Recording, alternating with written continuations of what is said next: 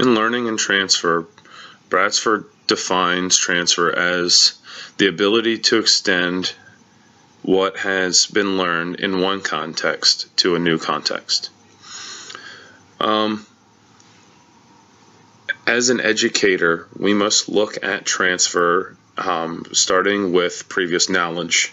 It is important for an educator to know what the students already know in order to gauge and correctly scaffold what the students need in order to be challenged but not overwhelmed. That measure is very important so that we can assess the quality of the learner's experience, both at the beginning and the end, for complete understanding. In order for that transfer to happen, a very important part to get the learner to that understanding is time. As educators, we must provide an adequate amount of time to allow this process to take place.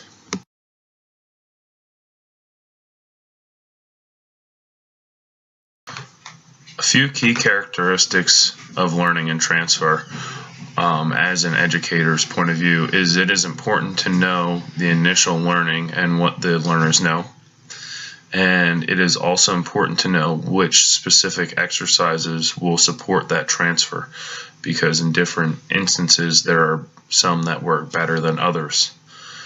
Going along with that, the learning and the practice should be abstract. If examples are too specific and they can tend to pigeonhole a student so that they have trouble applying that knowledge to different concepts.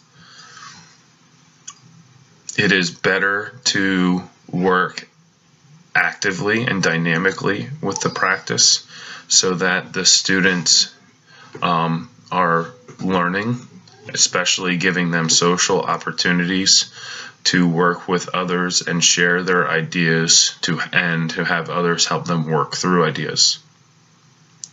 As an instructional designer, we should look at prior knowledge as well as the learner's abilities to help gauge those practices.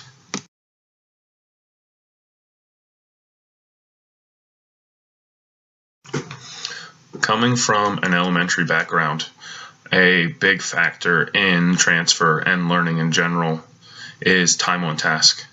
We know it is very important to give learners an adequate amount of time for them to understand and go deeper into a topic.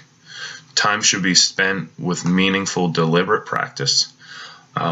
If learners are only focused on one skill and repeating it over and over, that isn't always an effective way of managing their time and helping them to understand the concept deeply. And going along with that and going deeper, they should be given time to come up with their own conclusions and make their own connections with underlying concepts and how those concepts can connect with other areas or even other subjects.